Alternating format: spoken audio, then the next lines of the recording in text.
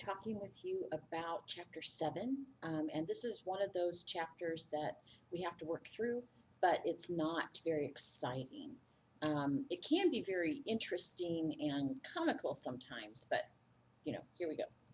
So, chapter 7, let me get back to my page here.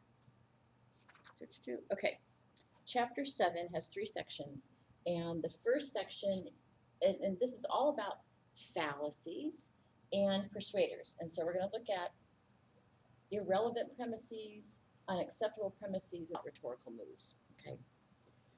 Remember, we already have 2 new big words for this unit.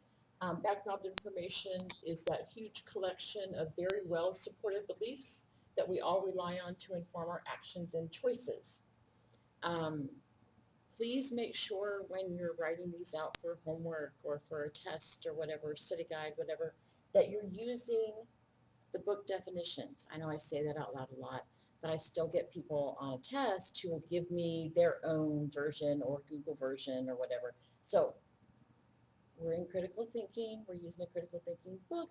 So sometimes those definitions are different, right? We're learning the vocabulary of this particular discipline, and so we have to know these things. Okay, an expert, someone who is more knowledgeable in a particular subject area or field than most others are. And we know half a dozen of ways to show that your expert is really an expert, and several ways to worry about when people aren't real experts and they pretend to be, or we take them to be and they're really not, that kind of stuff. So this chapter, chapter 7, um, has fallacies, and that's the focus of the chapter. Dr. Vaughn references this chapter both before and after, so it's pretty important, um, especially in that fallacies. So a fallacy is an argument form that is both common and defective. Okay, recurring mistakes in reasoning. In fact, they're so common that they have names. Okay, it's not just that doesn't work. They have names, and so most of these have been codified since back with Aristotle and all of those folks. And we're still doing it. Sometimes with a technology twist, but they're still out there all the time. You would think after 3,000 years that we kind of get it, but no, not so much. Okay, I'm going to start at the beginning, kind of walk through some things. Some of it's going to be me reading from the book because you got to have the definitions. They are all in chapter 7, so you have kind of your own built-in thing there. But here we go. We know that an argument is meant to prove a point, to give good reasons for accepting a claim. And good reasons, right? Legitimate reasons. And we talked about this in chapter 6 a bit. It doesn't have to be something that's highly political for there to be a fallacy. Although politicians and politics in general seem to draw them like flies, So, fallacies. There are countless ways that an argument can be defective, but there are certain types of defective arguments that recur so frequently that they have names. So, we're going to look at these things. Fallacies get used over and over again because they work. Their job often is to distract us from the actual argument because either the person doesn't have a lot of real good, legitimate evidence, or they're just trying to distract us in general. That happens sometimes. I think distractions should be one of these fallacies. But okay, so irrelevant premises are those that have no bearing on the truth of the argument. They're random. They're out there to distract us. Okay. Now, the other type we're going to get to in a little bit, unacceptable premises. These are ones that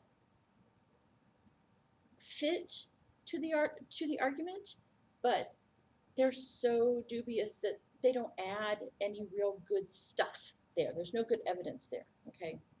The other one that we're going to talk about is rhetoric. Rhetoric, in this case, is the use of non-argumentative emotive words and phrases to persuade or influence an audience. It's one definition of rhetoric, like lots of words we have. We have different definitions for them depending upon where they're used, and that's okay. Okay, 7.1. Irrelevant premises, like I said before, they don't have any bearing on the truth. They are distractions, they are kind of one-offs in a lot of ways. So the first one we're going to talk about, and these are not in alphabetical order, they're just here. So the genetic fallacy has both a general and a specific meaning. A genetic fallacy is that when it in the general sense, when it applies to arguments that a claim is true or false solely because of its origin, where it came from, right? It refers to non-human and abstract origins, such as a group of people or a piece of writing or an idea or a methodology, that kind of thing. And sometimes it can be to particular individuals. Sometimes our genetic fallacy is that we believe this because so-and-so said it, our favorite person said it. Or we don't believe it because somebody that we don't like said it. And that does kind of lean back to our talk about political partisanship. There are folks out there who only look at what the Democrats say, who only look at what the Republicans say. And okay, you're not getting the full picture though from either way. Okay, you have to be open to things. And Maimonides' quote here at the bottom of 207: "One must accept the truth from whatever source it comes." Sometimes we may not like the source, but sometimes everybody gets it right once in a while, correct? Okay. When we're guilty of a genetic fallacy, we fail to distinguish the content of an idea or claim from source. Okay. These next two are interesting: composition and division. These fallacies are kind of the two sides of a coin, right? So the fallacy of composition is arguing what is true of the parts is also true of the whole. And you think, well, okay, that's not so bad. Well, okay, the atoms that make up the human body are invisible. Itty bitty. Therefore, the human body is invisible. Nah, doesn't work. Each member of the club is productive and effective, so the club itself will be productive and effective. Okay, so sometimes this works and is real, but most of the time, not so much. Okay, and we get a lot of really absurd ones out of this, so they're kind of fun. The flip side of composition is the fallacy of division. Arguing what is true of the whole must be true of parts. Okay, so we kind of go backwards. This machine is heavy, so all the parts of this machine are heavy. University students study every conceivable subject, so that university student over there also studies every conceivable subject. Not so much. Okay. Division is, so you have to kind of keep those separated in your head, but they are, so composition, put the parts together, make a whole. Division, take the parts apart. Take them apart so you can look at them separately, but they're the same. So anyway, one that is very popular, especially in our current political milieu here in the States, appeal to the person. And this is not asking somebody for something. Okay, this is what we call an ad hominem attack. Okay, ad hominem is Latin for to the man. I had a professor, and we use this all the time. She said, well, okay, ad hominem to the man, ad feminam to the woman. And then we have the whole round of things in the set. But anyway, ad hominem. It's rejecting a claim by criticizing the person who makes it rather than the claim itself. Basically, instead of answering the opposition with more data, the ad hominem attack is, well, we can't believe you because you're stupid, or we can't believe you because you're this opposition people we don't like, okay? Ad hominem. You can't believe anything Representative Morris says about the welfare reform. He's a bleeding heart liberal. Okay. All the things that we could say about a person to cut them down, to make them embarrassed, to make them angry, or just because we're mean. There's a lot of that out there these days. Such arguments are fallacious because they attempt to discredit a claim by appealing to something that's almost always irrelevant to it, a person's character, motives, personal circumstances.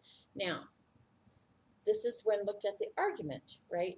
When we're looking at politicians, we're looking at somebody to be governor of our state. We do have to look at their character. We should make sure that they are trustworthy and stuff in and of themselves. But when we're having an argument, when we're putting forth a claim, we need to stick to the facts, the good evidence, the legitimate claims, and leave the person alone because it's not them, it's the argument that we're looking at. Okay, so separate those two in your head. Okay. We are not justified in believing a claim false just because the person's character is dubious. If the person's character is dubious, we are left with no reason to think the claim is either true or false. It doesn't have any bearing on the truth of what they said or the truth of what they're doing. Okay, so keep that in mind. There is a box, a further thought box on this on 213. How to respond to ad hominem attacks. So you're debating a claim with somebody else and they say, oh, we can't listen to you. You know, you failed algebra. So what do? Okay. You have options. Point out the irrelevance of the ad hominem attack. I don't know what my failing algebra has to do with, you know, the price of tea in China, which is kind of an old guy. You can respond to the attack. Sometimes you want to fully address it, even if it's not directly relevant to the discussion. This is reasonable if, in some wildly construed possibility, your character or what they've claimed against you, this ad hominem attack, somebody might be distracted by it, and so you want to deal with it. So you say, look, what is my having algebra to do with this? You can ignore it, basically pretend they didn't say anything. Sometimes this is the best ploy because they're trying to get you to respond in a negative way, so then they can point at you even more so and say, oh, look at this person, you know, how horrible is this? But sometimes it doesn't work, and so you may have to say, look, yes, when I was in the 7th grade, I failed algebra. I retook the class and got a B, so, you know, I know my algebra, it's not bad. But keep in mind that you can choose, of course, to do the same thing back to them, but then you're treading on fallacy land as well, so be careful. Okay. So the next one is equivocation, is the use of a word in two different senses in an argument. Okay. So at the bottom of 212, he gives a little example. The end of everything is its perfection. The end of life is death. Therefore, death is the perfection of life. Not exactly. They're using the word end in that first line. The end of everything is perfection, like the conclusion or the culminating point of everything is perfection. The end of life is death. The end of life is not the fulfillment, right? When you die, you die. And so they're using the word end in two different ways in the same argument and expect us to fall for that. Okay. The next one is appeal to popularity. We do this all the time. Or appeal to the masses, or bandwagon fallacy, that kind of thing. Basically, we believe a fact, we believe a claim just because a lot of people do. Okay, a lot of people are on the bandwagon. A lot of people believe this. A lot of people say this.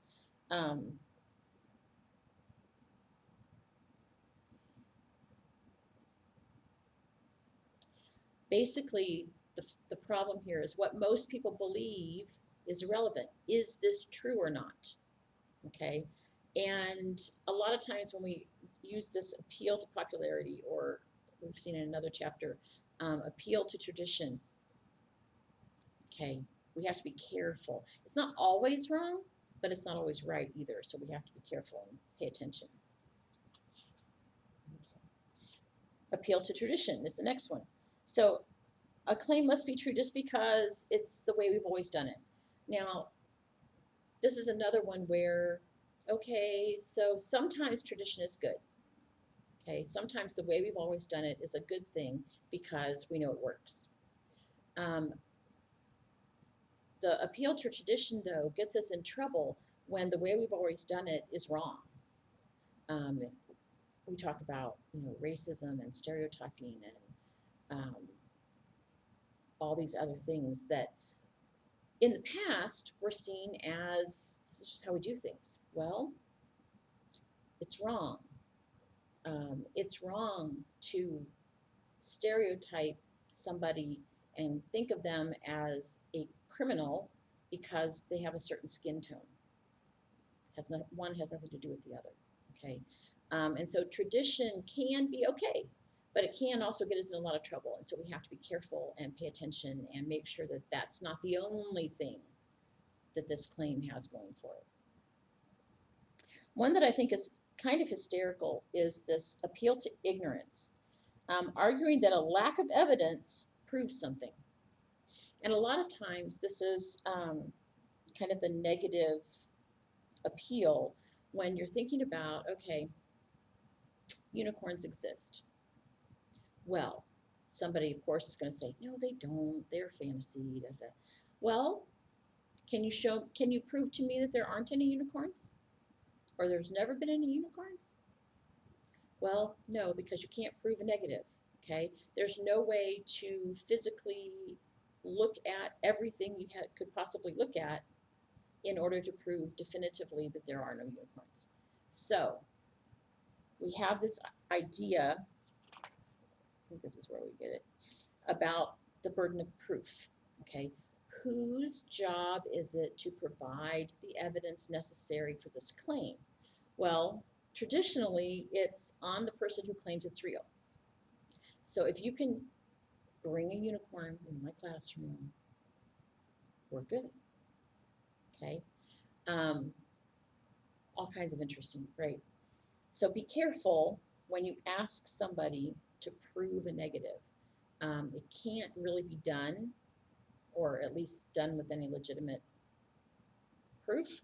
So it's okay to believe in unicorns. Just maybe not out loud to your boss. Okay. This next one, let me hold on back here. There's a little box. Possibly, maybe, you never know. Related to the appeal of ignorance is the argument that because a problem has never been shown not to exist, it's merely possible. We should take steps now to deal with it. Now, the news report and a couple other things they have on here. So this is like borderline conspiracy theory, okay? So there for a little while, people were worried about the kinds of radiation that your cell phone gives off, okay? Now, just about everything on the planet gives off some form of radiation. We do plants, rocks, all that. And it's this little teeny tiny, it won't even make a Geiger counter click. But we don't know. I mean, how long have we been using cell phones? 20 years? 25 maybe? Somewhere in there. We don't know long term. And so this doctor's advice to his patients and the people who worked with him was that they should minimize their use of cell phones, especially to hold them up to your head like a phone. But there is no clinical evidence for that. And so he was jumping the gun, making people paranoid when they don't need to be. Okay. Precautionary principle gone amok. Okay, next one. Appeal to emotion. Okay. Now, most arguments, especially those that we see in the news or even in a magazine or something, most arguments have at least a little bit of passion behind them, or I don't care, right? And it doesn't mean you can't use emotional appeals. It means it becomes a fallacy when that's all you use. Okay, when the only evidence or the only reason you have is because they're so cute. Save the puppies, save the kitties, whatever. Okay.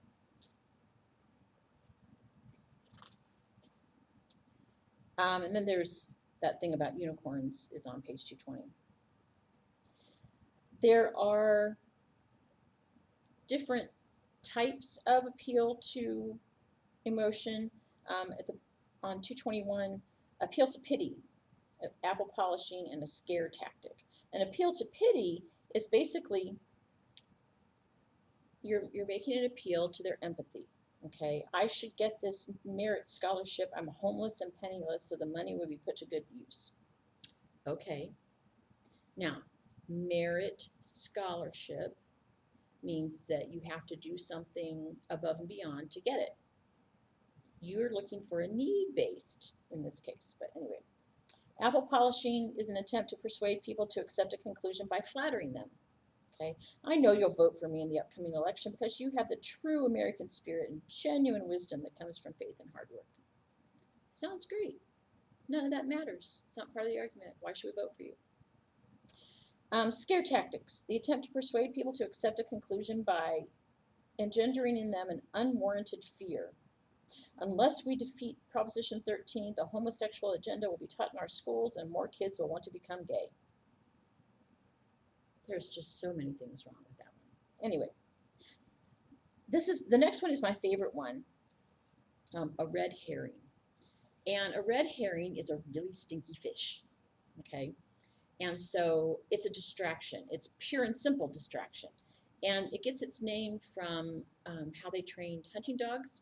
So they're supposed to catch a scent of whatever and follow it until they get there, until they find it and all that. Well, you know, they're all about their nose, right? And so if you take this red herring and drag it across the scent line, it's a test for the dog. You know, will it follow the red herring? Because that's a really smelly fish and they're easy to follow, right? The easy way out. Or are they actually going to stay on task and do what they're supposed to do? So the red herring. Another one is the straw man. And we looked at this in chapter 6 as well, in the political stuff. The straw man is basically taking the argument and simplifying it or messing with it in some way to make it easier to refute, okay? And so we distort, we weaken, we oversimplify, and then we say, oh, well, see, this doesn't work, okay? And there's a whole bunch of things here. There is a set of review notes with your definitions at the bottom of 223. And I think the last one in this section is called Two Wrongs Make a Right. This is little kids in the back seat. Why did you hit your brother? He hit me first. Okay.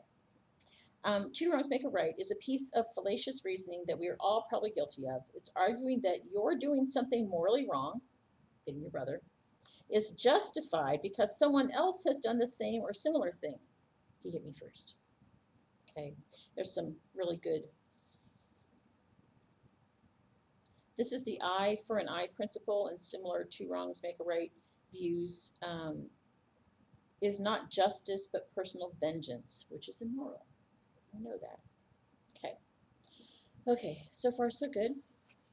I need a sip of my coffee or we're going to have issues.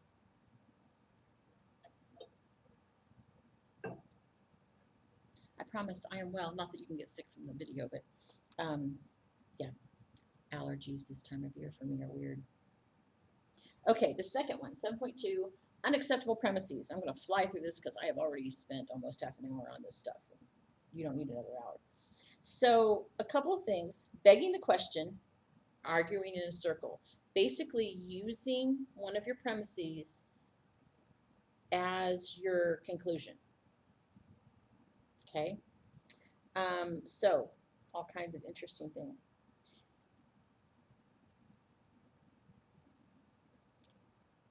Sometimes they sound reasonable, but once you try to figure out the structure and so you go, wait, they're using that word all over the place for different things. So anyway, begging the question, arguing in a circle.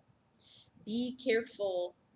Out in the world there, we say, that begs the question, and then we say the question, not the same thing, okay? Another one is false dilemma, basically asserting that there are only two choices, when in reality there are many.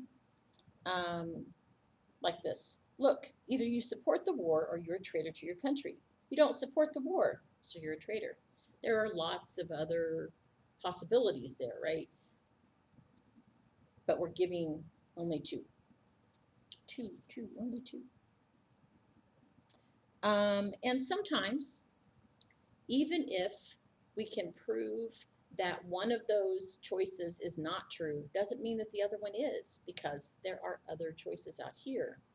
Okay, so be careful of that. That's that further thought at the top of 228. Another one that's really interesting is what we call the decision point fallacy.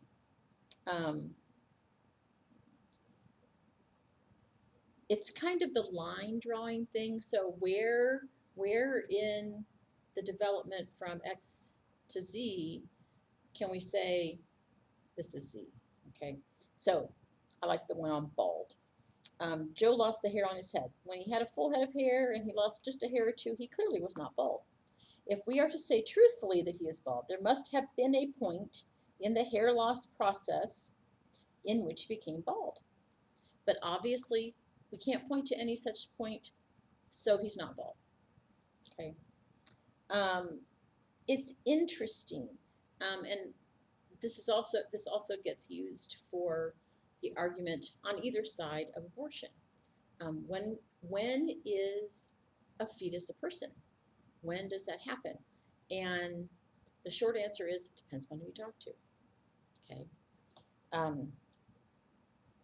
Yeah, all kinds of interesting ones. The decision point fallacy would have us assume that there must be a specific transforming point, even though no such point exists or needs to exist. It is often an easy assumption to make and to avoid. Okay. Slippery slope. If we do this one thing here, it's going to inevitably lead to, bad. We use this a lot. People use this a lot. There are weird ones, okay? So in your review notes, one is on the bottom of 230. So doing action A will lead to action B, which will lead to action C, which will result in calamitous action D. Therefore, you should not do action A. Kind of goes back to that being too careful about things in a lot of ways. And there are some domino theory, that's the other one that goes with this, okay? If the first one falls, the rest will. Not necessarily, okay? Be careful. Now, sometimes there are arguments that look like slippery slope, because if you do this, and then you do this, and then you do this, bad things will happen. But sometimes that's true, right? So if you have Lyme disease, you definitely should get medical treatment. Without treatment, you could develop life-threatening complications. Man, you could die. You should see your doctor now. That's not a slippery slope. That's truth. Okay, so be careful. One that we're going to talk about a lot, chapter 4, this chapter, I think chapter 11. Oh, he says chapter 10. Okay. Hasty generalization. Okay. This is drawing a conclusion about a whole group based on an inadequate sample of the group. inadequate sample, okay? And we looked at this a little bit too with the political stuff in chapter 6. These are fun. Whose pants are on fire? Critical thinking is badly needed in political discourse. Here are some unsettling evidence. Every day, PolitiFact.com, which is a project of the Tampa Bay Times, fact checks the statements of politicians, lobbyists, and others making assertions about political issues. They rate them according to a truthometer, which cracks me up. It's true, mostly true, half true, mostly false, false, and for really outrageous wrong, pants on fire. And then there's a whole list of pants on fire ones, which I think is hysterical. Another one, faulty analogy. We're comparing, an analogy is comparing two things that are alike in some way, right? This is comparing two things, but they're not equivalent, okay? We talk about comparing apples to oranges kind of thing. Okay. The last section, 7.3, rhetorical moves, okay?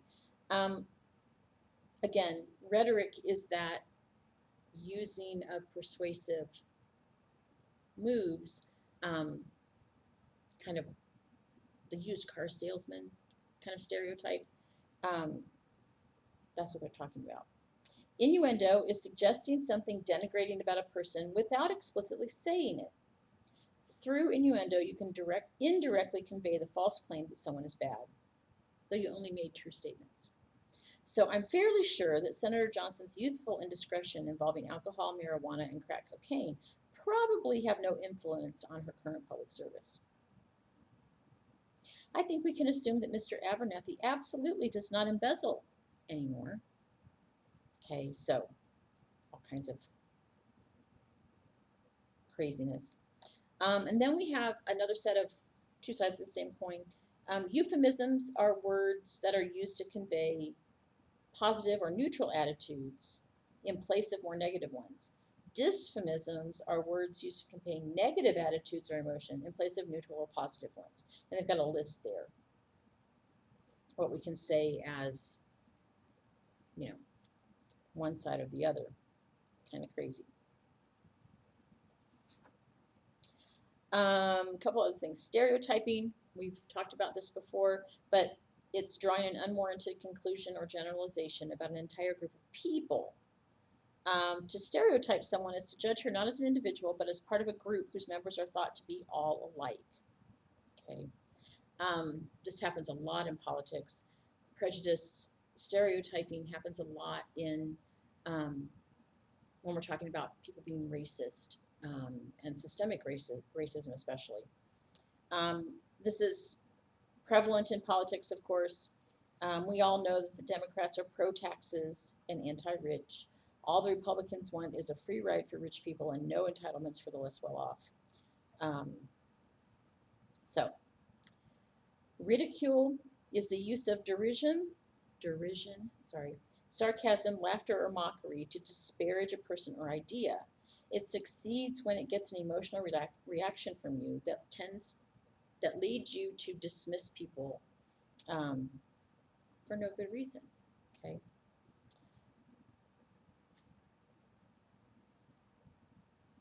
Trust the New York Times to report the news fairly? Right. Just like I trust the airlines to always be on time. You think Fox News is fair and balanced? Huh. So, you know.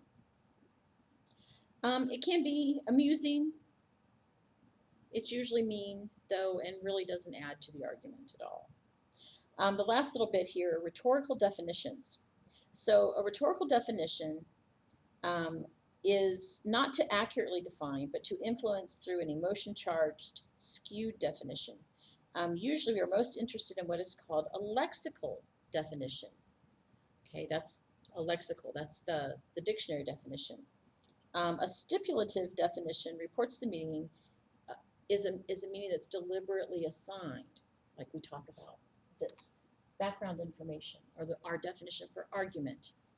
In rhetoric, in logic, it's this. It's not a fight between two people or two ideas. It's a group of sentences, right, a group of statements, where some of them, the premises are intended to support another of them, the conclusion, okay? And then, let's see, what's the other one here? Oh yeah, precising definition, reports a meaning designed to decrease ambiguity or vagueness, okay? So keep in mind that people will use emotionally charged wording to define things to get a rise out of us, to distract us from the actual argument. And so that's where that ends up. Okay.